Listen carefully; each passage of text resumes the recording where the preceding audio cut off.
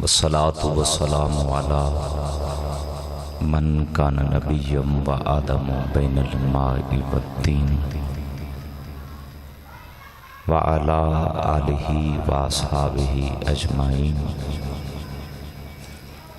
أما بعد فأعوذ بالله من الشيطان الرجيم بسم الله الرحمن الرحيم قال الله تبارك وتعالى في كلامه المجيد انما یامر مساجد اللہ من آمن باللہ والیوم الآخر واقام الصلاۃ وآتى الزکاۃ ولم یخش الا اللہ۔ صدق اللہ مولانا العظیم۔ تمام دوست کریم آقا کی بارگاہ میں درود و سلام کا نذرانہ پیش کیجیے۔ صلاۃ و سلام علیک یا سیدی یا رسول اللہ، الصلاۃ والسلام علیک یا سیدی یا حبیب اللہ، وعلی آلک و اصحابک یا سیدی یا محمد رسول اللہ صلی اللہ علیہ وسلم۔ حمد و صلاۃ کے بعد انتہائی واجب الاحترام میرے بزرگوں، بالخصوص یہاں نوجوان بڑی کثرت کے ساتھ بیٹھے ہیں، بچے ہیں، خوش نصیبی ہے کہ اللہ کے گھر میں ہم سب اس محبت سے بیٹھے ہیں۔ استاد الحفاظ والقراء جناب قاری محمد جاوید صاحب اور قاری صاحب کا حکم، بڑی خوشی ہوئی، فیاض بھائی اور سارے دوست بیٹھے ہیں، بزرگ بھی ہمارے بیٹھے ہیں۔ وہ دولت بڑی نیک اور خوش نصیب ذریعے سے کمائی گئی ہے، جسے اللہ کے گھر پہ خرچ کرنے کی توفیق مل جائے۔ ہم جتنی بھی دنیا پھر لیں، روئے زمین پر مسجد سے بہتر کوئی جگہ نہیں، پوری روئے زمین پر۔ اور یہ مسجدیں محترم اس لیے ہیں کہ یہ اللہ کے گھر ہیں۔ یہاں کسی بادشاہ کی بادشاہی نہیں چلتی سوائے اللہ کی ذات کے، بلکہ ایک بڑا اہم علمی مسئلہ، میں قلت وقت کی وجہ سے گفتگو کو زیادہ ابتدائی میں نہیں لے جا رہا، تھوڑی بھائی ایکو گٹا گئے، سادہ بالکل سادہ کر دو، گل سمجھ آ۔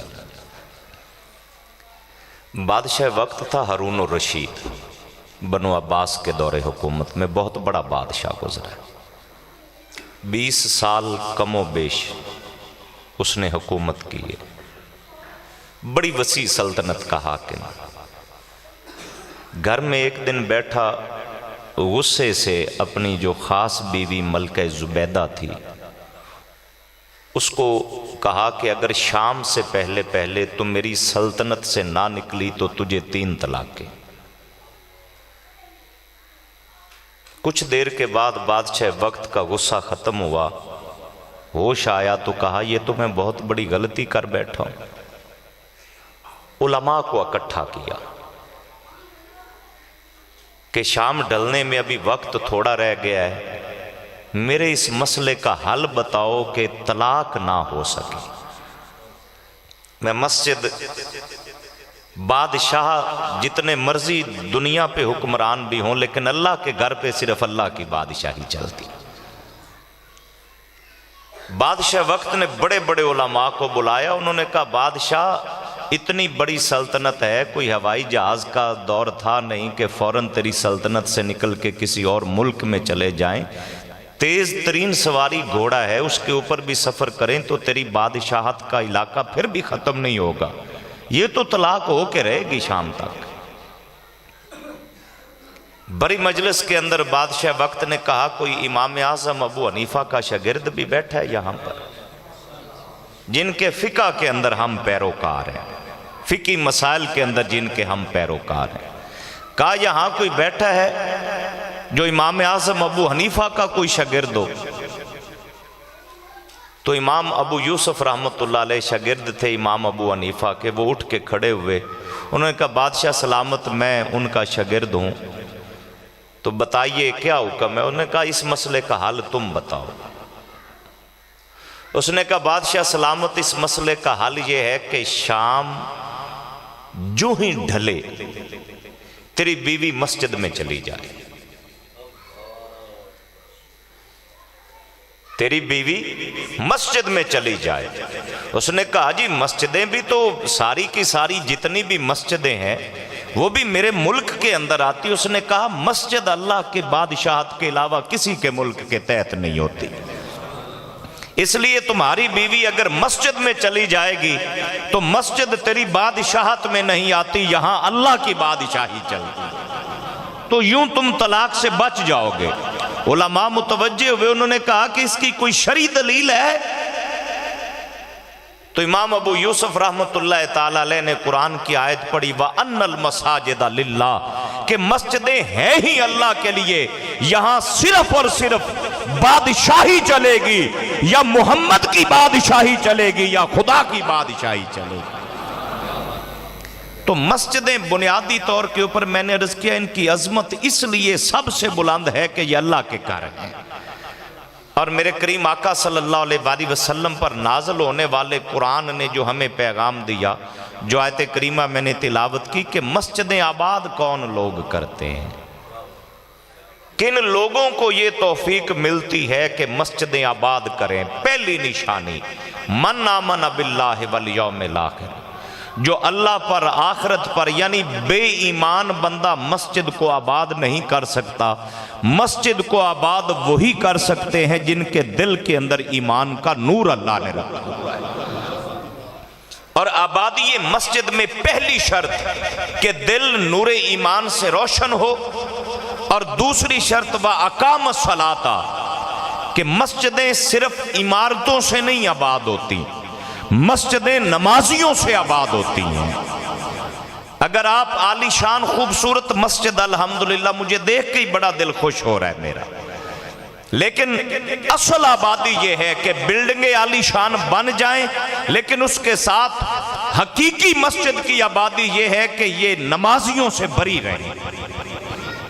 اور آخری جو پیغام اس کے اندر ہے کہ بندہ نمازی ہو، زکوٰۃ دینے والا ہو، ایمان والا ہو، وَلَمْ يَخْشَ إِلَّا اللَّهِ، اور اس کے دل میں اللہ کے علاوہ کسی کا کوئی ڈر اور خوف نہ ہو، ایسے لوگ ہی مسجدوں کو آباد کرتے ہیں۔ پھر میرے رب نے فرمایا فی بیوت اذن اللہ ان ترفع، یہ بڑا خوبصورت پیغام ہے۔ فرمایا کسے وسطی چ رہندے ہو، کسے شہر چ رہندے ہو، تے اللہ دے گھر نیویں ہومن تے بندیاں دے گھر اچے ہومن مومناں دی شان نہیں۔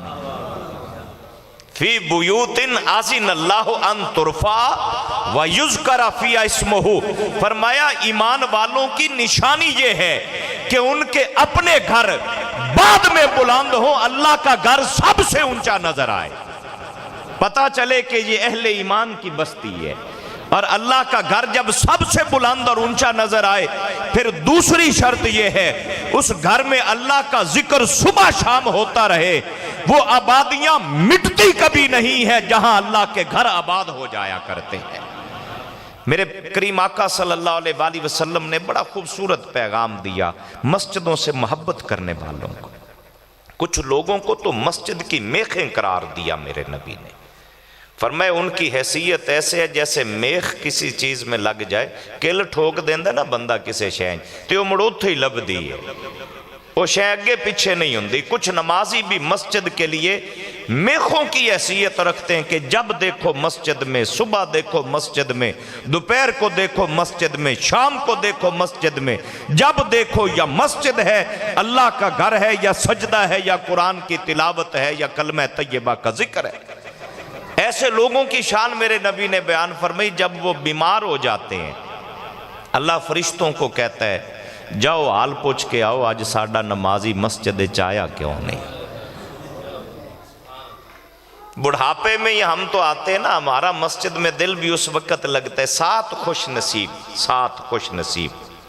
بخاری و مسلم کی متفق علیہ حدیث.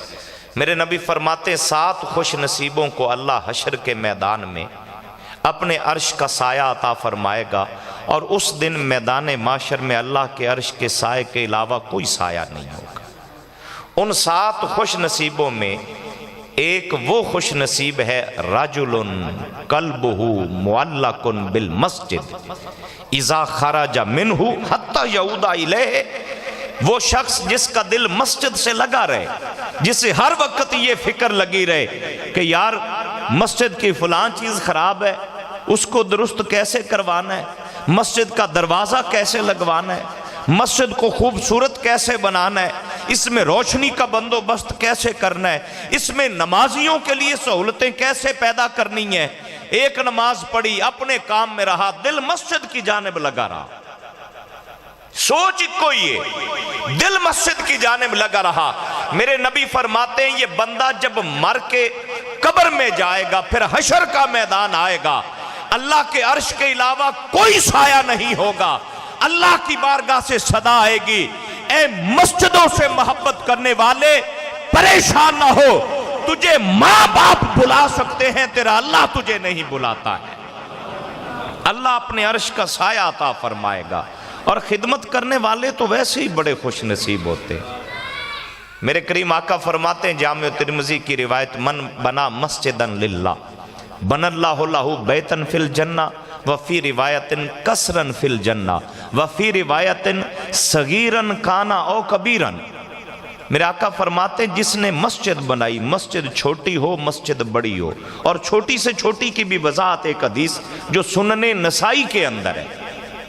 آقا کریم نے فرمایا جس نے نا ایک صحرا میں پرندہ ہوتا ہے چڑیا سے بھی چھوٹا، چڑیا سے بھی چھوٹا پرندہ، اس پرندے کا نام بھی حدیث پاک کے اندر قطا، کہ جس نے قطا پرندے کے گھونسلے جتنی بھی کوئی چیز مسجد میں لگا دی. سوچئے گا، عنایات دیکھیے، کرم نوازیاں دیکھیے. او بابا بندہ کسے نو کوئی شین دے وے، پھر انہوں آکھے ان دے وچوں تھوڑا جیا میرے حکم تے فلان جگہ تے لا دیتے، کوئی بڑی گال تا کوئی نہیں. اللہ بندے کو دے رہا ہے اور دے کے کہتا ہے تیرے مال سے تھوڑا سا حق میرے گھر کا ہے، جا وہاں لگا کے آ. پھر وہ لگاتے ہوئے پریشان نہ ہو، غم زدہ نہ ہو، ناز کر کے تیری دولت کو اللہ نے اپنے گھر کے لیے پسند فرما لیا ہے. اس دولت کو اللہ نے اپنے گھر کے لیے پسند فرمایا ہے. میرے آقا فرماتے ہیں کہ وہ چڑی تو بھی چھوٹے پرندے جے ان دے گھونسلے جنی بھی کوئی کسے مسجد کوئی خدمت کر جاوے تے اللہ انہوں بھی جنت ایک محل عطا فرمائے گا. شارحین حدیث نے اس کی جب شرح لکھی تو وہ اس بات کے اوپر پہنچے، وہ کہتے ہیں سنو، ایک وہ ہے جس کو اللہ نے حیثیت دی ہے، وہ پوری مسجد بنا دے. ہم نا اکثر جو ماڑے لوگ ہیں دنیاوی اعتبار سے، ویسے اللہ کے گھر میں جو نماز پڑھنے آئے وہ ماڑا ہوتا ہی نہیں ہے، لیکن مالی حیثیت میں اگر غربت بھی ہے نا تو غربت کو بہانہ نہ بنایا کرو. صوفیاء فرماتے ہیں کہ غریب غریب اس لیے بھی رہ جاتا ہے کہ وہ راہ خدا میں دیتے ہوئے پریشان ہو جاتا ہے، میں ماڑا میں کی دیواں. میرے نبی نے فرمایا کہ اگر اتنا سا بھی، شارحین نے کہا کہ اگر ایک اینٹ بھی اگر آپ خرید کے دے سکتے ہیں مسجد کی تعمیر کے لیے، ایک اینٹ، ہن اس تو وڈا غریب تو نہیں لب سکتا نا، تے ایک اینٹ تے کہتے کو پیسے لگ دے. میرے نبی فرماتے ہیں کہ اس حدیث کی شرح جب شارحین نے لکھی کہ ایک اینٹ بھی اگر خرید کر کوئی مسجد کی تعمیر میں لگوا دے، لجپال کریم آقا کے اس فرمان کا جو ہمارے لیے پیغام ہے وہ یہ ہے کہ وہ ایک اینٹ بھی اگر تیری خریدی ہوئی مسجد کی دیوار میں کہیں لگ گئی تو اینٹ خریدنے والے کو بھی اللہ جنت میں محل عطا فرمائے گا. اور میں انہوں دسو ایتے کیڑا غریب رہندہ ہے؟ اس سے بڑی اور کیا چھوٹ ہو سکتی ہے کہ نہیں لاکھوں لگا سکتا، ہزاروں نہیں لگا سکتا، اتنا تو کوئی کام کر سکتے ہو نا۔ اگر یہ بھی نہیں کر سکتے تو یارا مزدوراں دے نال رل کے ہی اللہ دے گھر دی خدمت کر لیا کر۔ حضرت عمار بن یاسر رضی اللہ تعالیٰ نے مسجد نبوی کی تعمیر تھی، جاری تھی، خود میرے نبی حصہ لے رہے تھے۔ دیہڑی دار بھی اللہ دا گھر دا بندہ بن جاوے تو اور کی چاہیے دے بندے، مزدوری بھی اللہ کے گھر کی اگر نصیب ہو جائے۔ دیکھیے اپنے بچوں کے لیے تو مزدوری کر لیتے ہیں، اپنا پیٹ پالنے کے لیے تو مزدوری کر لیتے ہیں، کبھی دولت نہیں دے سکتے تو ایک دن مزدوری کے لیے وقت نکال کے اور آ کے قاری صاحب میرے پاس دولت نہیں، میں وقت دے سکتا ہوں، میں آج کا دن فری اللہ کے گھر کی مزدوری کرتا ہوا نظر آؤں گا۔ حضرت عمار بن یاسر کے کپڑوں پہ مٹی لگ گئی مزدوری کرتے کرتے۔ مولا علی کہتے میرے پاک نبی کی نظر پڑی، حضور قریب آئے، اپنے صحابی کے کپڑوں پہ لگی ہوئی مٹی میرا نبی اپنے ہاتھوں سے جھاڑ رہا تھا۔ حضور فرما رہے تھے عمار بن یاسر آج اللہ تجھ سے راضی ہو گیا ہے، آج اللہ تجھ سے راضی ہو گیا ہے۔ اور پھر مسجد نبوی شریف کی جب تعمیر ہوئی نا تو میرے نبی نے خود، صحابہ کہتے ہیں کہ ہم ایک ایک پتھر ایک ایک اینٹ اٹھاتے، میرا نبی دو دو پتھر دو دو اینٹیں اٹھا کے مسجد کی تعمیر میں خود لگے ہوئے تھے۔ اور ساتھ میرے نبی کی زبان پر یہ جملے تھے جو قیامت تک اللہ کے گھر کی خدمت کرنے والے ہر غلام کے لیے، ہر عاشق کے لیے میرے نبی کی دعا تھی۔ ساتھ وہ پتھر دو دو، دوسرے صحابہ سے بڑھ کر کام، اور ساتھ میرے آقا فرما رہے تھے اللہم لا عیش الا عیش الاخرہ فاغفر الانصار والمہاجرہ وفی روایت ورحم الانصار والمہاجرہ۔ اے اللہ دنیا کی زندگی کوئی زندگی نہیں ہے، اصل عزت یہ ہے کہ آخرت میں اللہ عزتیں عطا کرے۔ اے اللہ تیرے گھر کی خدمت مزدوری مہاجرین بھی کر رہے ہیں، ان کو بھی معاف فرما دے، مدینہ کے انصار بھی خدمت کر رہے ہیں، ان کو بھی معاف فرما دے۔ یہ مصطفیٰ کی دعا مل جاتی ہے ان خوش نصیبوں کو جو اللہ کے گھر کی خدمت کرتے ہوئے نظر آتے ہیں۔ اور پھر یہاں آپ نے کوئی خدمت کر دی، کسی بھی حوالے سے پیسے خرچ کر دیے، محنت کے طور پہ وقت دے دیا، اس کا اجر کیا ملتا ہے؟ میرے پاک نبی فرماتے ہیں کہ جس نے کوئی مسجد بنائی، اس کی تعمیر میں کچھ حصہ لیا، وہ شخص جب مر کے قبر میں جائے گا، سنو بہت بڑے اعزاز کی بات ہے، وہ شخص جب مر کے قبر میں جائے گا، جب اس مسجد سے اذان کی آواز بلند ہوگی، اللہ سارے پردے ہٹا کے مرنے والے کو قبر میں مسجد کی اذان سنائے گا۔ مرنے والے کو قبر میں مسجد کی اذان کی آواز سنائی جائے گی۔ کوئی دفن جہاں مرضی ہو جائے، اللہ سارے فاصلے سمیٹ کے مسجد بنانے والوں کو تھوڑی خدمت کی ہے، زیادہ کی ہے، اللہ یہ عزت عطا فرمائے گا۔ اے مر کے آنے والے تو مسجد بنا کے آیا تھا؟ جی میرے مولا۔ فرمایا کانوں سے سن، اس مسجد میں اللہ کی اذان اور مصطفیٰ کا ترانہ گونج رہا ہے۔ یہ پہلا کرم یہ ہوگا۔ دوسرا کرم، اس مسجد میں جب بھی جماعت ہوگی، جماعت کے لیے تکبیر کہی جائے گی، اس تکبیر کہنے کی آواز بھی اسے قبر میں سنائی جائے گی۔ اس سے بھی اگلی بات میرے نبی نے جو عطا فرمائی، آقا کریم فرماتے ہیں پھر اس مسجد میں کوئی نمازی جب سجدہ کرے گا اور سجدے کے لیے جب سر زمین پر اس مسجد کی صفوں پر چٹائیوں پر رکھے گا، سجدے میں سبحان ربی الاعلیٰ کی صدا تو پاس والا بھی نہیں سنتا،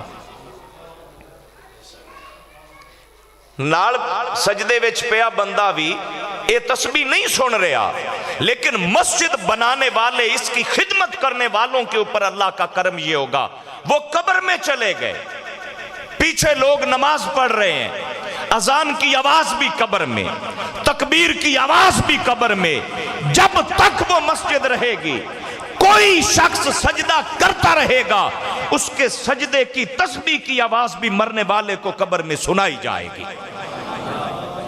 ناز کرو اپنے مقدر پر، یہ کتنی عظیم دولت ہے، یہ کتنی اعلیٰ دولت ہے، یہ کتنا پاکیزہ مال ہے جو لگایا یہاں پر اور اور اس کا اجر اور اس کا صلہ قبر اور حشر میں بھی اللہ عطا فرماتا رہے گا۔ میرے کریم آقا صلی اللہ علیہ وآلہ وسلم کے پیارے غلاموں، میں عرض کر رہا ہوں کہ اللہ کے گھر کی خدمت خوش نصیبوں کے حصے میں آتی ہے۔ بہت بڑے بادشاہ وقت، وہی جن کا میں نے پہلے ذکر کیا، ہارون الرشید نے مسجد بنانے لگا تو اس نے اعلان کر دیا کہ خبردار کہیں سے کوئی چندہ نہ لیا جائے۔ اے چندہ لین آلیاں تے، چندہ منگن آلیاں تے احسان کر کے نہ دیتا کرو، نیکی ضائع ہو جاندی جی۔ یہ خوش نصیبی سمجھا کرو کہ یار میرے پاس حاجی صاحب آ گئے، میاں صاحب آ گئے، یہ مجھ سے چندہ مانگنے آئے ہیں، کس بات کا؟ ان کے پاس تو اللہ کی خیر ہے، یہ کس بات کا چندہ مانگ رہے ہیں؟ وہ دکانوں پہ جاتے ہیں، گھروں پہ جاتے ہیں، دروازے کھٹکھٹاتے ہیں کہ میاں اٹاں چاہیں دیا نے، میاں سانو ایتھے سیمنٹ چاہیں دے، ایتھے سانو مزدوراں دی مزدوری واسطے پیسے چاہیں دیں۔ جب کوئی مانگنے جائے نا تو چہرہ بگاڑا نہ کرو، پہلے اس کا شکریہ ادا کرو کہ حاجی صاحب آپ کی بڑی مہربانی، آپ نے مجھے اس قابل سمجھا کہ میں اللہ کے گھر کی خدمت کے لیے مجھے بھی کوئی موقع مل جائے۔ یہ اجتماعی طور کے اوپر یہ جو ہوتی ہیں چیزیں، ان کے اندر کسی کے اوپر احسان نہ کیا کرو، خوش نصیبی سمجھ کہ تیرے دروازے پہ کوئی چل کے آیا کہ آمیاں تجھے اللہ کے گھر کی دعوت دے رہے ہیں، تیرا دیا ہوا پیسہ قبر میں بھی تیرے کام آئے گا، حشر میں بھی تیرے کام آئے گا۔ ہارون الرشید بادشاہ تھا، اعلان کر دے، اس نے کہا مسجد بنانی ہے، کسی سے کوئی ایک پائی بھی چندہ نہیں لینی۔ مسجد بنتی بنتی جب اختتامی مراحل پہ پہنچی تو ایک مزدور روز گزرتا تھا، سجی دیاڑی کرن والا بیلی، انہیں سوچیا کہ بادشاہ دا حکم ہے جے ایتھے چٹے دیں کوئی شے رکھاں گا تے کسے دی نگہ پہ جائے گی تے وہ پھر پریشانی بنے گی۔ رات کے اندھیرے میں مزدور مزدوری کر کے آیا، کوئی تھوڑی اینٹیں کچھ خریدی جتنی اس کی حیثیت تھی۔ اس نے جہاں بادشاہ وقت کے کاریگروں نے مستریوں نے سامان رکھا تو وہ سامان وہاں جا کے خاموشی سے رات کے اندھیرے میں رکھ دیا۔ کوئی خرچ کرن والے ایہو جے بھی ہوندے نے نا، وہ آندن میاں ساڈا نا نہ لوے ہے۔ انداز دیکھی، ملک شام میں تجارت کرنے کے لیے گئے تو وہاں ایک شیشے کا فانوس دیکھا، دل میں خیال آیا کہ یار اس کا دھواں بھی نہیں ہے، اگر یہاں ملک شام سے خرید کے مسجد نبوی میں لگا دو، مسجد روشن ہو جائے تو حضور خوش ہو جائیں گے۔ اس نے وہ شیشے کا فانوس خریدا، لے کے مدینہ طیبہ پہنچا۔ آقا کریم صلی اللہ علیہ وآلہ وسلم کو بتائے بغیر ہی نا بلا اجازت اس نے رات کو مسجد نبوی شریف میں لگایا تو مسجد نبوی جگمگ کر رہی تھی۔ سنیے، آقا کریم مسجد میں تشریف لے آئے اور حضرت تمیم داری مسجد نبوی کے ستون کے پیچھے چھپ کے کھڑے ہو گئے، کیونکہ اجازت نہیں لی تھی نا۔ مسجد نبوی کے پیچھے ستون کے پیچھے چھپ کے کھڑے ہو گئے۔ میرے پاک رسول تشریف لائے، فرمائے من فعل ھذا، اس مسجد کو کس نے روشن کیا ہے؟ حضرت تمیم داری کہتے ہیں کہ میں چھپ گیا کہ کہیں میری یہ ادا ہو سکتا ہے حضور کو پسند نہ آئے۔ ایک صحابی نے عرض کیا یا رسول اللہ، یہ آپ کے صحابی تمیم داری ملک شام سے یہ فانوس روشنی کے لیے خرید کے لائے۔ میرے پاک نبی نے فرمایا کہ تمیم داری کو ادھر میری طرف بلاؤ۔ وہ جو ستون کے پیچھے چھپ کے کھڑا تھا ہاتھ باندھ کے لجپال کی بارگاہ میں آ گیا۔ میرے نبی نے اس کی پیشانی پہ بوسہ دیا۔ اللہ، نبی پاک صلی اللہ علیہ وآلہ وسلم نے اس کی پیشانی چومی اور چوم کے پھر اسے سینے لگایا۔ سینے لگا کے کہا نورتا علینا مساجدنا نور اللہ دنیا کا و آخرتا کا۔ فرمایا جا تمیم داری، تو نے مصطفیٰ کی مسجد نبوی کو روشن کیا، اللہ تیری دنیا بھی روشن کر دے، تیری آخرت بھی روشن کر دے۔ اور ساتھ کھڑے کھڑے جو اگلا جملہ میرے نبی نے فرمایا، یقین جانیے لکھنے والوں کے قلم رک جاتے ہیں، کہاں مسجد کو روشن کرنا، کہاں نبی پاک کی یہ دعا हुजूर खड़े खड़े फरमाने लगे, ए तमीम दारी, मुझ मोहम्मद की 4 बेटियां थी,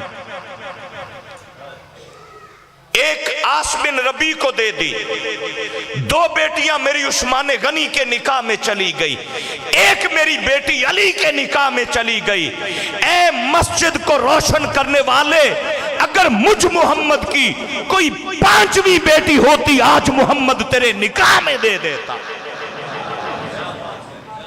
अता देखिए, करम नवाजियां देखिए मेरे नबी की। हुजूर कितने खुश हो रहे हैं, कितने खुश हो रहे हैं। मुझे सोच कर बताओ, वो मस्जिद नबवी को रोशन करने वाले वो तो बड़े लोग थे, हम गुलामों की ये खिदमत क्या अल्लाह कबूल नहीं फरमाएगा? मेरा यकीन है कि मस्जिद बन रही है, रोशन भी हो रही है, ये जब अपने उरूज पे पहुंचेगी, मेरा नबी रोजा अनवर में देख के मुस्कुरा के कहेगा, ए इस बस्ती में रहने वालों, जाओ अल्लाह तुम्हारी दुनिया भी रोशन करे, तुम्हारी आखिरत भी रोशन करे।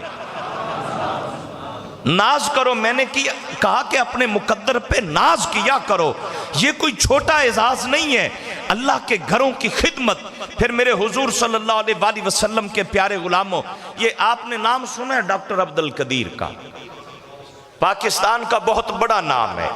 आपने ना कभी, हम समझते ही नहीं है कि अल्लाह के घरों की खिदमत का अजर कितना मिलता है। डॉक्टर अब्दुल कदीर ने ना, ये जेलम के करीब है सुहावा, यहां उसने एक खुद मस्जिद बनवाई थी। किबला कारी साहब, वो मस्जिद जब डॉक्टर साहब ने बनवाई तो मस्जिद की इफ्तिताही तकरीब के बाद चैनल वालों ने डॉक्टर साहब का इंटरव्यू किया, डॉक्टर अब्दुल कदीर का। कोई बंदा उनके नाम से ना वाकिफ नहीं है। इंटरव्यू किया, डॉक्टर साहब क्या कहना चाहते हैं, इतने बड़े आप मुल्क के एटमी साइंसदान बने, क्या कहना चाहेंगे? उसने कहा, डॉक्टर अब्दुल कदीर, आज जो कुछ भी है वो मस्जिद की वजह से है। आज जो कुछ भी है वो मस्जिद की वजह से है। उसने सवाल किया एंकर ने, उसने कहा, जी मस्जिद की वजह से डॉक्टर अब्दुल कदीर एटमी साइंसदान? उसने कहा, मेरा बाप गरीब आदमी था। आए है, सुनो, मेरा बाप गरीब आदमी था और वो रोज मस्जिद में झाड़ू देता था, और मस्जिद में झाड़ू दे के ना सफाई अल्लाह के घर की करके वो कहता था, या अल्लाह मेरे पुत्र नु वड्डा बंदा बना छड़े, मेरे बेटे को तरक्की देना, मेरे बेटे को इज्जतें देना।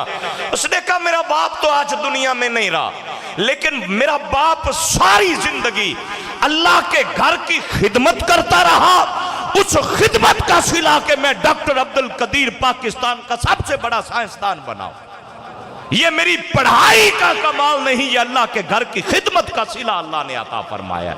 और उसने कहा, आज मैंने मस्जिद बनाई है तो मैं खुश हो रहा हूं कि मेरा बाप आज कब्र में खुश हो रहा होगा कि मैं अल्लाह के घर में झाड़ू देता था, मेरे बेटे तूने मस्जिद बना के अपने बाप की कब्र को रोशन कर दिया है।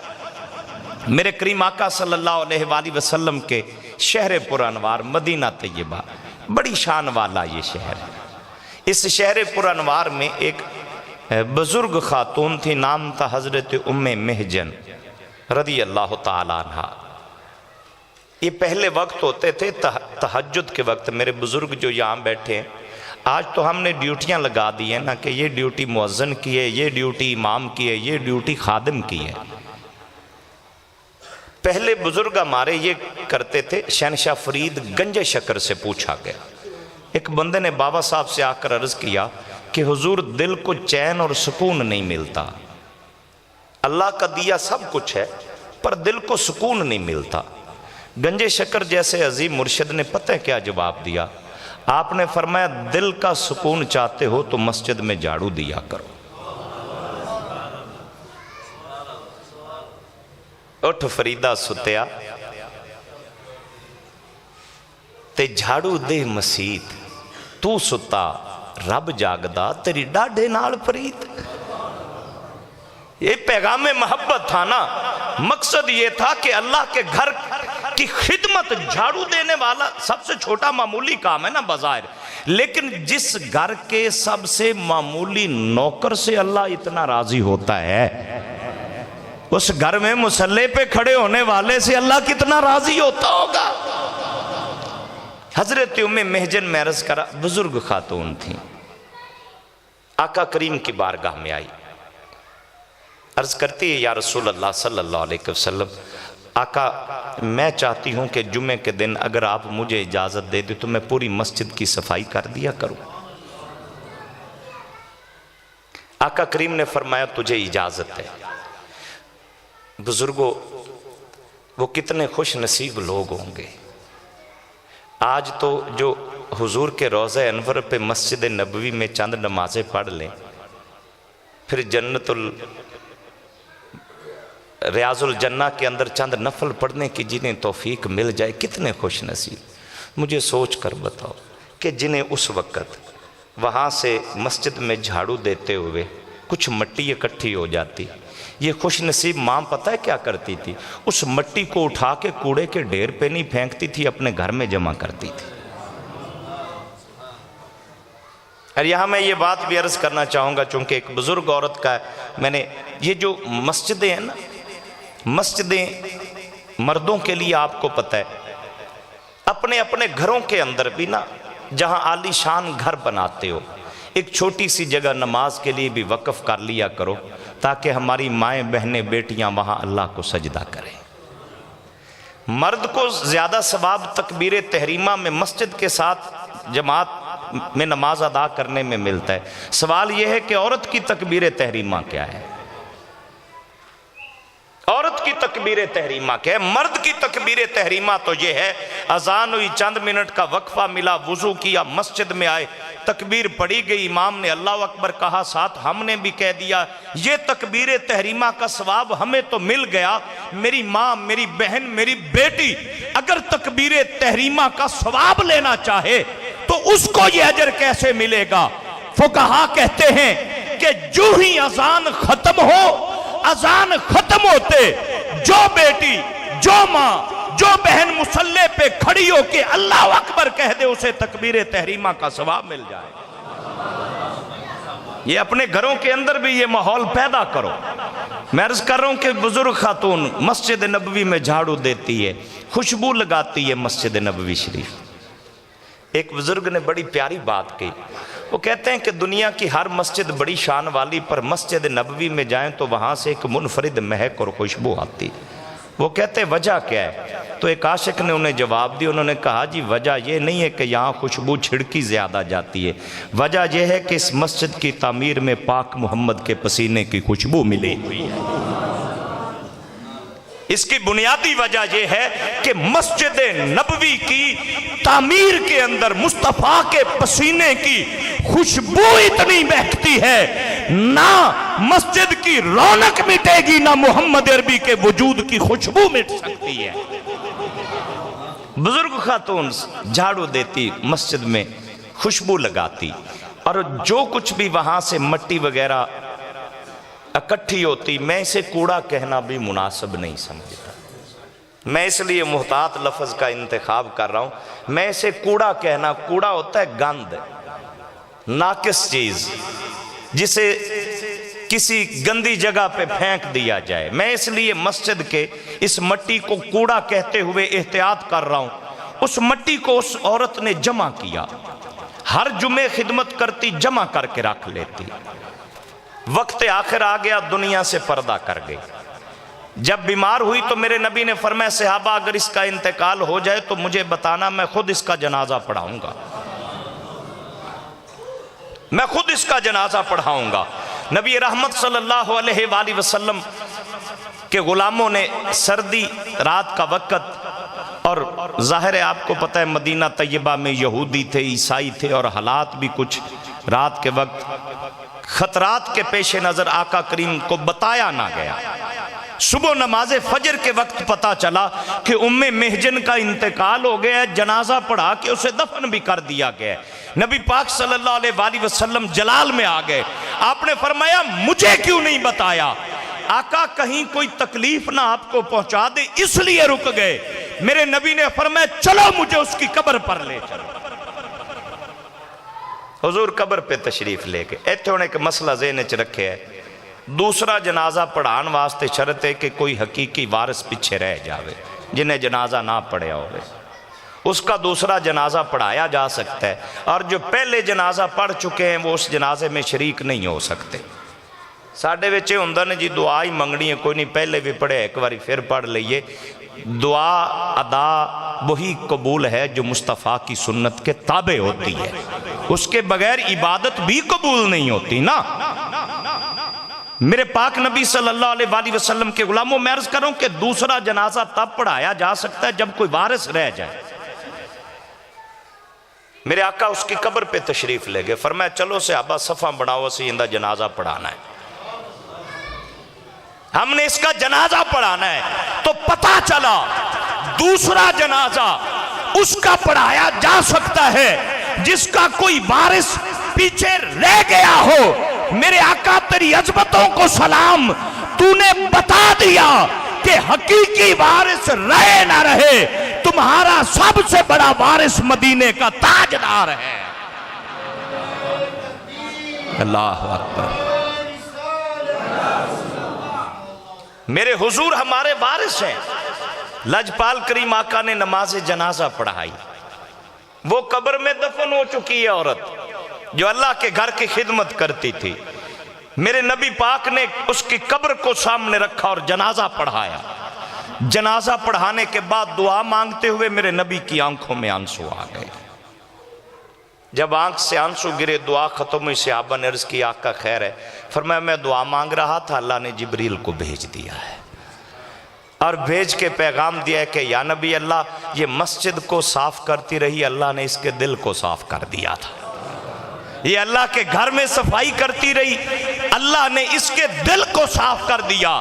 یہ عورت جنت میں پہنچی ہے تو اللہ نے اس کا جنت میں نکاح فرما دیا ہے، اور وہ جتنی مٹی مسجد نبوی کی جھاڑو دے دے کے اس نے اپنے گھر میں جمع کی تھی، وہ مٹی رکھی گئی جنت کے ترازو کے ایک پلڑے میں، جنت کے ہیرے رکھے گئے دوسرے پلڑے میں، وہ ہیرے اٹھا کے اس کے حق مہر میں اللہ نے قبول فرما لیے۔